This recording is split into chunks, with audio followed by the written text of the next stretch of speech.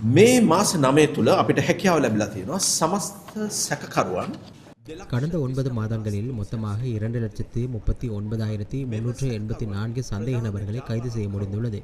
இவர்களில் 995 முக்கிய போதைப்பொருள் கடத்தல்காரர்களும் அடங்குகின்றனர். அவர்களுக்கு எதிராக நீதிமன்றங்கள் ஊடாக சட்ட நடவடிக்கை எடுக்கப்பட்டுள்ளது.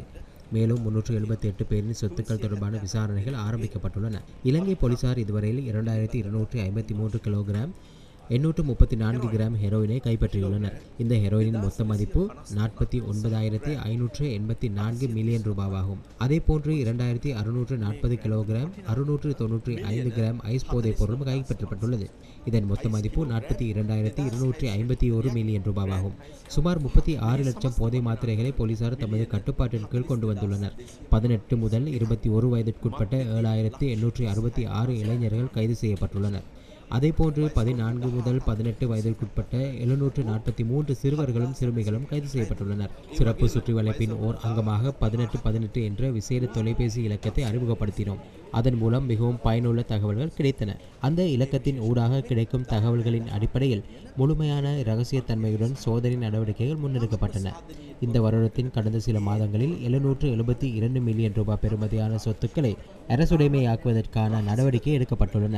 0112 121 942 என்பது சட்டவிரோத சொத்துக்கள் தொடர்பான விசாரணை பிரிவில் விசேட தொலைபேசி இலக்கமாகும்.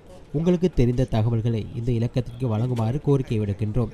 2025 மற்றும் 2026 ஆண்டுகளில் இன்டர்போலின் ஊடாக சிவப்பு எச்சரிக்கை விடுக்கப்பட்ட 35 பேரை இலங்கைக்கு அழைத்து வருவதற்கான நடவடிக்கைகள் எடுக்கப்பட்டுள்ளன.